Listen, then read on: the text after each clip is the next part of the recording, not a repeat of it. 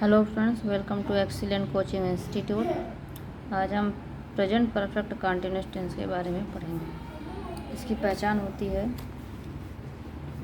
हिंदी वाक्यों के अंत में रहा है, रही है, रहे हैं आदि शब्द लगे रहते हैं तथा निश्चित एवं अनिश्चित समय दिए रहता है। तब निश्चित समय के लिए सिंस और अनिश्चित समय के लिए फार का प्रयोग करते हैं।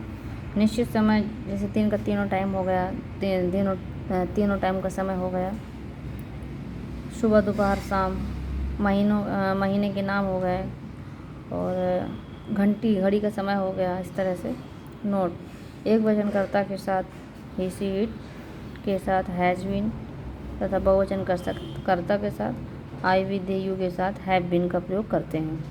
समय दिखाने के लिए सिंस या फॉर लगाते हैं।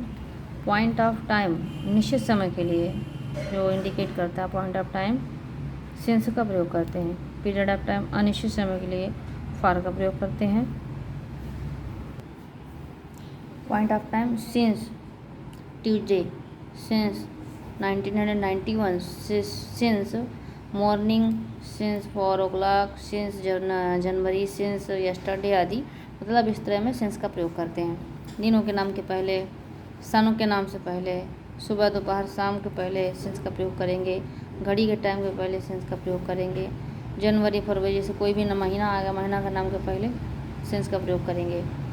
यस्टरडे के लिए भी सिंस का प्रयोग करते हैं। Period of time for 3 days जैसे आया, 3 दिन, 4 दिन, फॉर 5 months, 3 महीने से, 4 महीने से, 5 महीने से, इसके लिए फार का प्रयोग करते हैं। फॉर 6 hours, 6 घंटे से। पता तो है नहीं कि निश्चित है, भाई बजा होता तो टाइम निश्चित होता है, टाइम पता तो है नहीं।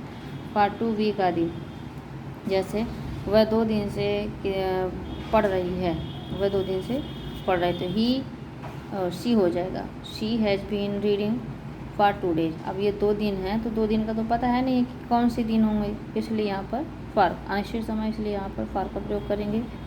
वे नदी में 5 बजे से नहा रहे हैं।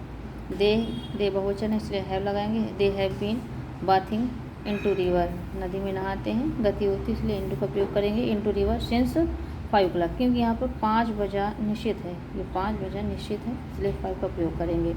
इसका रूल होता है सब्जेक्ट प्लस हैज़ बीन या हैव बीन, एक वचनकर्ता के साथ हैज़ बीन, बहुवचनकर्ता के साथ हैव बीन, प्लस वर्ब की फर्स्ट फॉर्म में ing, प्लस ऑब्जेक्ट कर्म, प्लस सिंस या फार, निश्चित समय के लिए सिंस और अनिश्चित समय के लिए फार का प्रयोग करेंगे, प्लस अदर वर्ड।